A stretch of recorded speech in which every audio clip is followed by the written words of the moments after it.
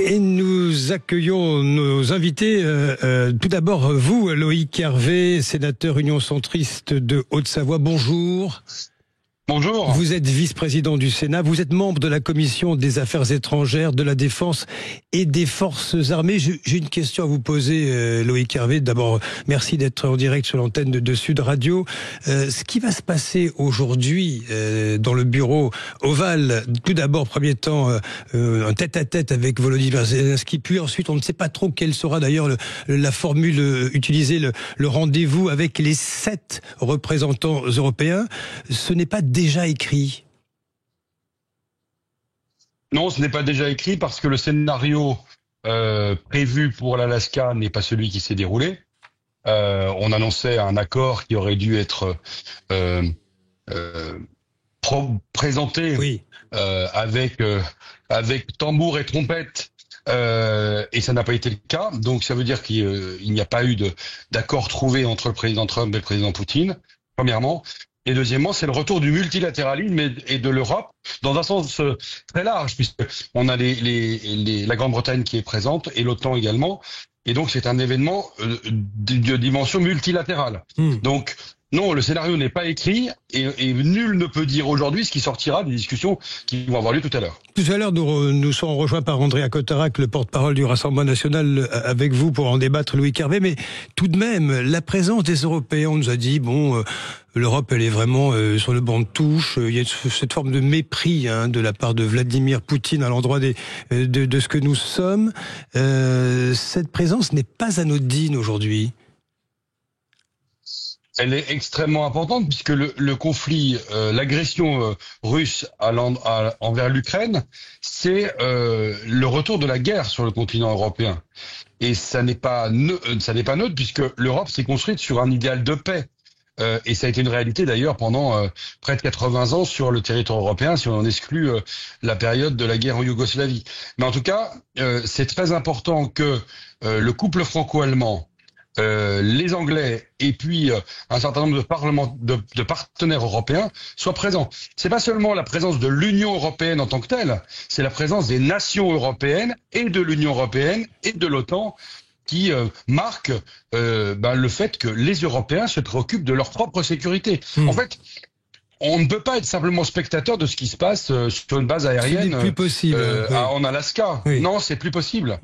Nous-mêmes qui avons refusé à l'époque, il y a 80 ans, il y a 70 ans, pardon, la communauté européenne de défense, nous devons assumer nos responsabilités, c'est-à-dire le pilier européen de l'OTAN, d'une part, et notre part de sécurité à nos frontières à l'est de l'Europe.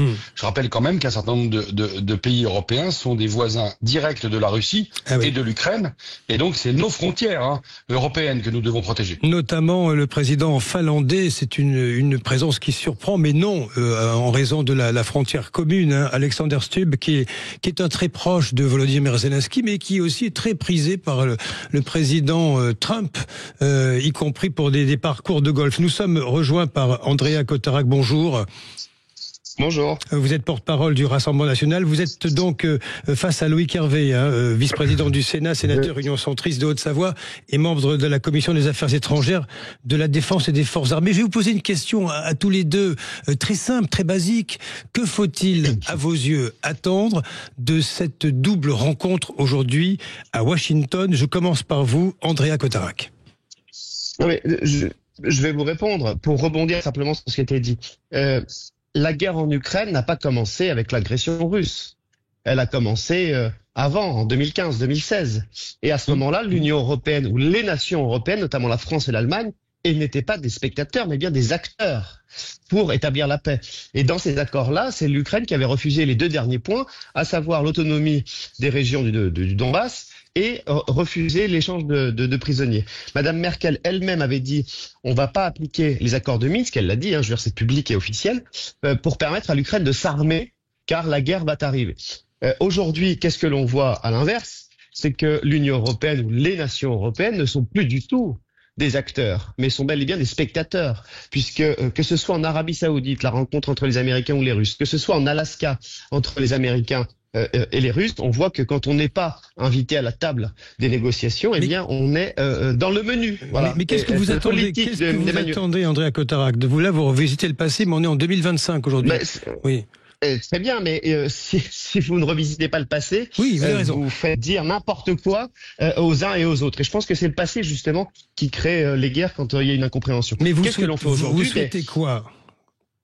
Mais moi, en tout cas, le Rassemblement national, ce qu'on a toujours défendu, c'est d'abord le retour de la voix de la France.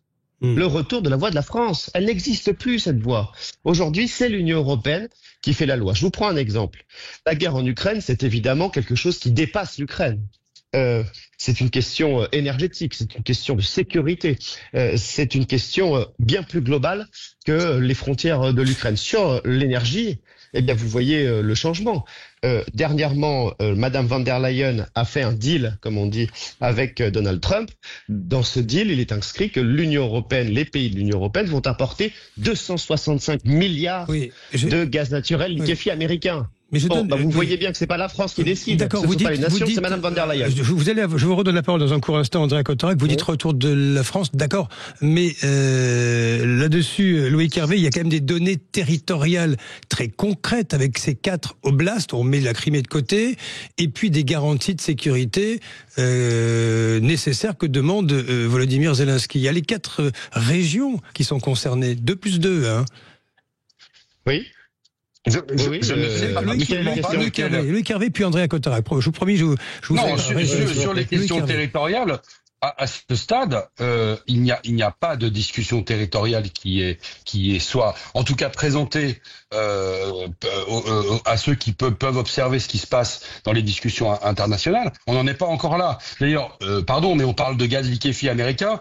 Mais moi, j'aimerais qu'on parle des victimes des bombardements qui ont lieu encore ce matin en Ukraine. Donc la guerre n'est absolument pas terminée. On peut évidemment projeter pour l'avenir si on arrive à trouver une solution, etc. Il n'y a pas de difficulté, mais la guerre est encore en cours entre la Russie à l'égard de l'Ukraine et de manière extrêmement violente. Donc la première des choses, c'est ce qui est quand même une demande importante, c'est le cessez-le-feu. Vous ne pouvez pas négocier une paix durable, y compris avec des questions qui sont des questions de sécurité pour l'Ukraine, voire des questions territoriales avec la question des 4 oblasts que vous évoquez, mais également la question de la Crimée. Vous ne pouvez pas le faire sous le feu des armes. Donc, et d'ailleurs, à Anchorage, il n'y a pas eu d'accord de la part des Russes de cesser le feu. C'était le doux rêve de Donald Trump et la demande à l'égard de Vladimir Poutine. Et ce matin, ça bombarde encore sur l'Ukraine. Alors là-dessus, Andrea Cotarac, nous parlerons du rôle de la France et du poids des Européens dans cette affaire dans la deuxième partie de cet échange. Sur les 4 oblasts, les 4 régions, soyons précis, ce matin, Donetsk et Louhansk, dont nous parlons depuis des années, semblent acquis à la Russie. Il y a les autres oblasts, les 2 autres, Zaporijjia et Kherson, qui sont dans la balance. Poutine aimerait bien d'ailleurs laisser ses troupes implantées là-dedans, même en cas d'accord qui serait partiel à ses yeux. Que dites-vous ce matin? Le prix de la paix, Andrea Cotarac, est-ce que c'est donner des territoires aux Russes et essayer de tirer un trait là-dessus, ou c'est laisser tout cela en suspens? Écoutez, pourquoi est-ce que je parle de la voix de la France? Tout simplement parce que ce n'est pas à nous de décider pour les Ukrainiens en général et pour les Ukrainiens de l'Est en particulier. Vous n'avez pas d'avis, vous n'avez pas d'avis là-dessus? Pas du tout. Pas du tout. Ce que je vous réponds, c'est que les États sont souverains. Et quand on est souverainiste, on essaye de faire en sorte que ce soit les peuples qui décident de leur propre avenir. Mais ces régions sont-elles ukrainiennes ou russes? C'est ma question, c'est tout simple. Ce que je peux dire, moi, en tant que Français, et porter la voix de la France, c'est de défendre la Charte des Nations Unies. L'article 2 de la Charte des Nations Unies défend les frontières. Ça veut dire quoi? Ça veut dire que on ne peut pas changer les frontières comme ça, par une action militaire ou autre. C'est la frontière qui compte. Mais vous avez bien vu dans l'histoire que l'Union européenne, notamment les États-Unis et l'OTAN en tête, ont modifié les frontières en Europe. Monsieur le sénateur l'expliquait d'ailleurs justement tout à l'heure, l'Europe est un continent de paix à l'exception de la guerre en Yougoslavie. Enfin, la guerre en Yougoslavie, c'est presque plus d'1 décennie. Et là-dessus, le Kosovo a été amputé de la Serbie en dehors de tout cadre des Nations Unies par le fait que les Kosovars ont décidé d'une autodétermination et de se séparer de la Serbie. En Crimée, Vladimir Poutine a agi avec les mêmes règles de l'OTAN en Serbie. Ils ont dit, écoutez, la Crimée va voter, êtes-vous pour ou contre le rattachement à la Russie? Ils ont voté pour. Bon, donc attendez, si vous voulez, ce n'est pas à nous de le dire. L'ex-Yougoslavie s'est disloquée, il y a eu une guerre entre les régions de l'ex-Yougoslavie. Oui. Là, c'est la Russie qui attaque l'Ukraine, c'est pas le même scénario quand même. Si, je vous rappelle quand même que la seule intervention de l'ONU, de l'OTAN, pardon, la seule intervention de l'OTAN qui s'est faite en dehors de son propre statut, puisque aucun État n'avait attaqué l'OTAN, elle s'est faite en Serbie. L'OTAN a bombardé pendant 75 jours la Serbie. Loïc Hervé. On peut pas comparer. Loïc Hervé, réponds. Bien sûr. Oui, on peut pas comparer, bien sûr. Non. Bien sûr, on peut pas comparer. C'est toujours le même argument. Oui, c'est toujours le même argument. Non, on peut pas comparer. Je vais vous dire pourquoi on peut pas comparer. Parce que la Crimée, comme les régions à l'est de l'Ukraine, ont été annexées au terme d'une invasion militaire. Et que demain, si vous parlez par exemple d'autodétermination, qui est aussi un des principes de droit international, vous allez le faire dans des régions qui ont été annexées militairement, dans lesquelles il y a eu des mouvements de population, et aujourd'hui, avec une présence importante de troupes d'occupation russe. Ah pardon, mais il faut quand même parler de ça. Ouais. Et comparer cette réalité avec le Kosovo, ça n'a strictement aucun sens. Bon, messieurs, je suis pas d'accord avec vous. Messieurs, non, mais rapidement. Je suis pas d'accord avec vous, mais très rapidement. Il faut rentrer dans le pragmatisme, monsieur le sénateur. Moi, je suis allé à Donetsk à 3 reprises avant que la Russie les agresse. Ces habitants étaient bombardés jour et nuit par l'armée ukrainienne. C'était compliqué aussi de leur dire, je veux dire, dans la réalité du terrain, qu'ils vont être attachés à Kiev aujourd'hui. C'est très compliqué. Extrêmement complexe. Par conséquent, je vous dis que c'est pas aussi simple que l'on imagine. Je sais pas qui va gagner, c'est pas mon sujet. Je sais que c'est l'Union européenne qui va perdre et qui a déjà perdu sur un certain nombre de sujets. Nous allons évoquer justement. L'Union européenne va perdre et perdra évidemment avec le soutien du Rassemblement national, puisque vous ne soutenez pas les actions diplomatiques qui sont menées par les dirigeants européens. Donc restez avec nous, Andrea Cotarac, Loïc Hervé, Andrea Cotarac. Nous allons poursuivre cet échange sur ce qui va se passer aujourd'hui à Washington dans un court instant. 0826 300 300. Vous nous appelez, vous réagissez sur l'antenne de Sud Radio. À tout de suite. Le Grand Matin Sud Radio, 7h-10h, Jean-François Aquili. Et nous retrouvons nos deux invités, Loïc Hervé, sénateur Union centriste de Haute-Savoie, vice-président du Sénat, membre de la Commission des Affaires étrangères, de la Défense et des Forces armées, et Andrea Cotarac, porte-parole du Rassemblement national. Loïc Hervé, tout à l'heure, Andrea Cotarac regrettait que la France ne pèse pas plus dans ces négociations. Que dites-vous ce matin de la présence à géométrie variable, j'ai presque envie de dire, des 7 Européens qui accompagnent Volodymyr Zelensky? Je le rappelle, vous avez la présidente de la Commission, Ursula von der Leyen, le président Emmanuel Macron, le chancelier allemand Friedrich Merz, le président finlandais, Alexander Stubb, qui a une forme de proximité avec à la fois Donald Trump et Volodymyr Zelensky. Vous avez le secrétaire général de l'OTAN, le néerlandais Mark Rutte, Keir Starmer, le premier ministre britannique et hors Union européenne, et la présidente du Conseil italien, Giorgia Meloni. Loïc Hervé, ce n'est pas rien, cette délégation.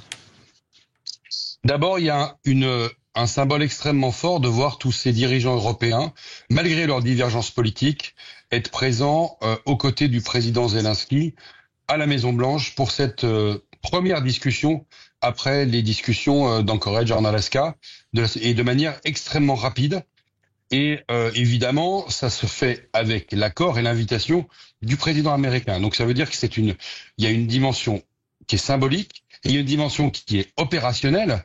Et pardon, mais notamment avec mon débatteur, Monsieur Cotarac, mais c'est bien l'Europe des nations qui est présente aux côtés de l'Union européenne et de l'OTAN, qui sont des organisations qui permettent d'apporter encore plus de crédit à la démarche. Mais je rappelle que depuis la création de l'Union européenne, les questions de défense et les questions de sécurité restent des questions nationales, même si pour autant il y a des discussions, et je vais participer par exemple à des discussions à Copenhague la semaine prochaine, des discussions parlementaires, il y a des discussions au niveau des membres de l'Union européenne et au sein de l'Union européenne. Mais ça reste une compétence nationale. La France est membre permanent du Conseil de sécurité. Elle a un rôle important, elle a joué un rôle au moment des accords de Minsk, vous l'avez rappelé tout à l'heure, c'est tout à fait vrai, mais elle doit continuer à avoir un rôle, et on ne peut pas reprocher au président de la République d'être complètement absent de ces discussions-là. Au contraire, il est plutôt moteur, avec le chancelier Merz, et il l'était avec la chancelière Merkel et le chancelier Scholz auparavant, et avec le Premier ministre britannique Starmer, qui sont des personnes qui, elles aussi, ont le même engagement auprès des Ukrainiens. Là-dessus, Andréa Cotarac, quand Emmanuel Macron dit est-ce que Poutine veut la paix, il l'a dit hier à Bormes, les mimosas avant de partir, il dit non, il veut la capitulation de l'Ukraine. Est-ce que Donald Trump veut la paix? Oui, explique le président français, il n'y a qu'un agresseur, c'est la Russie. Cette position qui est quand même très tranchée d'Emmanuel Macron, elle est forte. Est-ce qu'elle n'est pas là, Andréa Cotarac, la parole de la France que vous souhaitez? Moi, je ne dirais jamais que des discussions sont mauvaises. Marine Le Pen, depuis le début de la guerre et même avant la guerre, avait privilégié le dialogue plutôt que la guerre. C'était la seule quand tous les discours étaient bellicistes. Par conséquent, jamais je ne dirais que discuter plutôt que faire la guerre, c'est pas bien. Ça, c'est le premier point. Mais vous voyez quand même l'évolution. Quand je vous parle de la voix de la France, mais elle a disparu. Même en étant présent dans cette réunion. Andréa Cotarac, est-ce que ce n'est pas l'Europe qui doit, quand il s'agit de parler de garantie de sécurité, la France à elle seule n'en a pas les moyens. C'est de concert que les Européens doivent assurer la sécurité et de l'Ukraine et leur propre sécurité. C'est une vraie question que je vous pose. Hein. La France. Ouais, moi je suis francophile, je ne suis pas francophobe. Moi, je crois en la France, pays qui est sur les 5 continents du monde, un pays qui est la seule puissance nucléaire de l'Union européenne, la première armée. Avec les Britanniques de l'autre côté, quand même. Hein. Non, de l'Union européenne. À ma connaissance, la Grande-Bretagne a quitté qui sont associés au mouvement aujourd'hui, mais c'est pas grave. Voyez quand même l'évolution. Avant la guerre, il y avait le format Normandie, que Marine Le Pen avait salué. François Hollande, Madame Merkel, Monsieur Poutine, l'Ukraine et les oblasts. Pourquoi? Parce que ce format-là, c'était de se dire, les Européens, les grandes puissances européennes, vont régler un conflit sur le continent européen. Aujourd'hui, on me demande d'applaudir et de me lever pour cette réunion où la France est noyée avec le président de la Finlande, l'OTAN, Madame van der Leyen et les autres. On est convoqué par Washington, c'est-à-dire qu'on n'a eu aucune initiative et on doit applaudir ça. Je ne suis pas d'accord. Vous voyez bien que la voix de la France a disparu. Et Marine Le Pen avait senti les choses. Elle avait dit oui, l'Ukrainien qui le paye. Place à la conférence pour la paix au niveau de l'Europe. Parce que là, on applaudit cette réunion à Washington, alors que la semaine dernière, quand même, Poutine et Trump se sont rencontrés tous les deux en Alaska et on parlait certainement de l'Arctique, on parlait certainement d'énergie, on parlait certainement du partage du monde pour caricaturer un peu les choses. Et nous venons après pour parler de l'Ukraine. Vous voyez bien quand même qu'on est à la remorque, que les trains passent et que nous restons sur les quais. Loïc Hervé, et réponse à Andréa Cotarac. Je fais un peu de politique fiction et je me demande ce que Madame Le Pen, s'il avait été président de la République, aurait fait en pareille situation. Elle aurait peut-être pris son petit avion, elle y serait allée toute seule avec ses bras musclés pour raconter que la France toute seule pourrait défendre l'intangibilité des frontières et la Charte des Nations Unies. Il faut être un peu sérieux. On n'est pas la France n'a pas de frontière avec la Russie. La France n'a pas de frontière avec la Russie. C'est l'Union européenne qui a une frontière avec la Russie. Et la France est membre de l'Union européenne et pas le moindre des membres. Donc, faut être très sérieux. Ce qui se passe avec le chancelier allemand, ce qui se passe avec la présidente de la Commission, avec le secrétaire général de l'OTAN et Madame Meloni et le Premier ministre finlandais, c'est quelque chose d'extrêmement important et d'extrêmement fort ce qui se passe. Alors, ce dédain pour tout ce qui peut être l'Europe des nations, que vous promouvez par ailleurs, mais je ne sais pas comment. Ça me paraît complètement hors de propos par rapport à la réalité de ce qui va se passer aujourd'hui à la Maison-Blanche. Il faut être un peu digne, en fait, des responsabilités qui sont celles de la France. Si vous le permettez, messieurs, je vous demande... Attendez, je vais vous donner la parole dans un court instant. Je voudrais que nous entendions, parce que c'est important sur Sud Radio, vous le savez, c'est le principe. Hein, nos auditeurs s'expriment, parlent vrai, ils ont la parole. Nous voulons savoir savoir ce que l'opinion pense de toute cette affaire. Et je suis en ligne avec vous, Frédéric. Bonjour, Frédéric. Oui, bonjour. Vous êtes à Paris, dans la capitale. Oui. Ce sont des choses qui arrivent. Oui, tout à fait. Frédéric, que pensez-vous de ce qui va se passer aujourd'hui et de la présence des représentants européens à la Maison-Blanche? Je dirais que je suis un peu réservé parce que j'ai souvenir qu'il n'y a pas si longtemps que ça, il y a quelques jours, un journaliste avait posé la question à Monsieur Trump sur le rôle de l'Europe et je crois qu'il avait répondu quelque chose comme l'Europe, ça n'a pas beaucoup d'importance. Moi, j'ai suivi bien sûr avec attention la préparation de ce sommet à Anchorage et le sommet lui-même, même si on n'a pas su grand-chose, on a eu un peu d'images. J'ai pas eu l'impression que les Européens étaient invités à venir débattre à Washington après. J'avais compris que c'était Monsieur Zelensky qui était invité et que j'ai le sentiment que les Européens ont été un peu rajoutés dans les bagages. Alors je ne sais pas si l'Europe va jouer un rôle très important dans les discussions qui vont se faire à Washington. Vous le souhaitez, Frédéric? Vous le souhaitez? Oui, moi j'aurais aimé que l'Europe, et notamment, comme vient de le dire très justement les sénateurs, la France, c'est quand même pas n'importe qui au sein de l'Europe. Moi qui ai fait beaucoup d'international, je peux vous dire que quand on arrive quelque part dans une réunion, il y a des gens qui disent « Ah, la France c'est là, on va pouvoir avancer ». Voilà, c'est quand même pas n'importe qui. Je pense que ce que je regrette, c'est que dès le départ de ce conflit, alors même avant, mais on pourrait remonter loin sur l'origine de ce conflit, dès le départ de ce conflit, je pense que la France n'aurait eu de cesse d'harceler Zelensky, d'harceler Poutine et de chercher une solution, mais en permanence, sans arrêt, de manière à... Vous voyez, je pense à ce que M. Sarkozy avait fait avec la Géorgie. Allez, on se projette sur place et on discute, et même si la première discussion se passe mal, bon, on en refait une deuxième et une troisième et une quatrième. J'aurais aimé que la France joue ce rôle et que les pays européens la suivent. Parce que depuis le début de cette guerre, il y a 3 ans à peu près, tout le monde n'a pas dit la même chose et tout le monde change un petit peu d'avis. Que ça soit les Allemands, les Anglais, et ceux qu'on n'entend pas, et ceux peut-être qu'on n'a pas assez associés. Ce sont ceux qui connaissent très très bien les Russes. C'est les Finlandais, les États baltes et la Pologne. Et le Finlandais est présent aujourd'hui à Washington. Merci Frédéric pour. J'entends vos doutes quant à la participation et le poids de la France, des Européens dans cette histoire. Là-dessus, Andrea Cotarac, le président Trump lui-même semble souhaiter cette présence parce que si d'aventure il y a garantie de sécurité à assumer à la sortie de cette négociation, il n'a pas envie d'être en première ligne. Il souhaite que les Européens prennent leur part. C'est ça l'histoire quand même, les Européens. Oui, mais pourquoi est-ce que l'Union européenne et tout ce beau monde n'était pas en Alaska?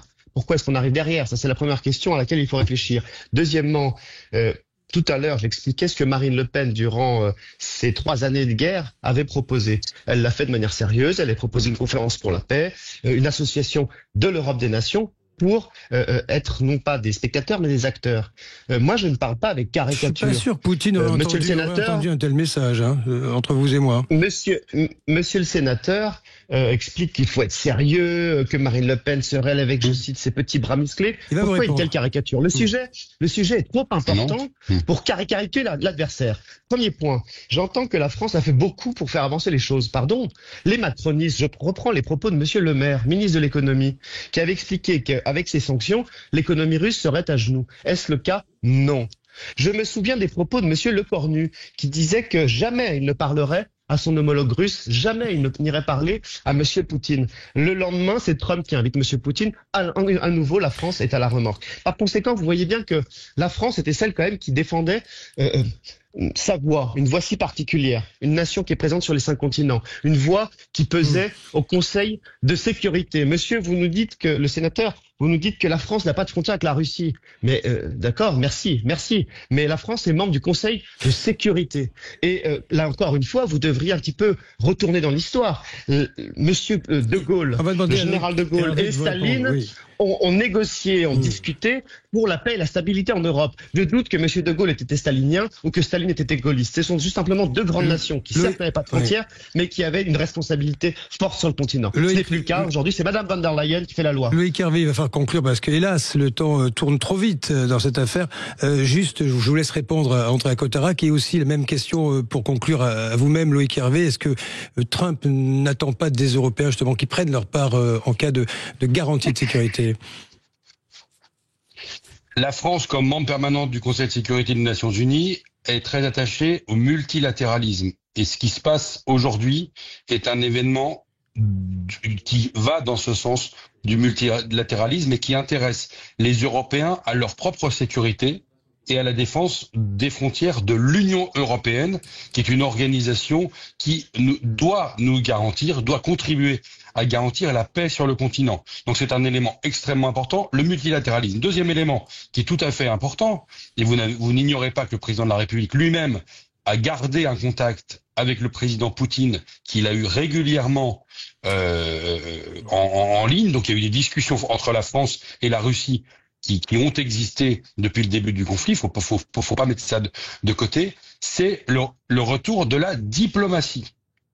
Et le retour de la diplomatie pour régler les conflits internationaux, c'est un élément extrêmement important. Et moi, je suis très heureux que notre pays soit présent et soit acteur et soit même moteur dans l'accompagnement de l'Ukraine pour que l'Ukraine qui sera le pays qui décidera de signer un accord ou pas, et pas sous pression, mais avec le soutien des pays européens, et notamment de la France. Donc je suis, moi, très satisfait, et je fonde beaucoup d'espoir sur les discussions qui pourront se passer aujourd'hui à la Maison-Blanche. Merci messieurs, merci pour vos regards, qui sont divergents sur ce qui va se produire aujourd'hui à Washington. Merci à vous Loïc Hervé, vice-président du Sénat, sénateur Union centriste de Haute-Savoie. Merci à vous Andrea Cotarac, porte-parole du Rassemblement national, et je remercie au passage aujourd'hui également Frédéric qui nous a appelé aujourd'hui de Paris pour réagir à cette actualité qui domine tout aujourd'hui.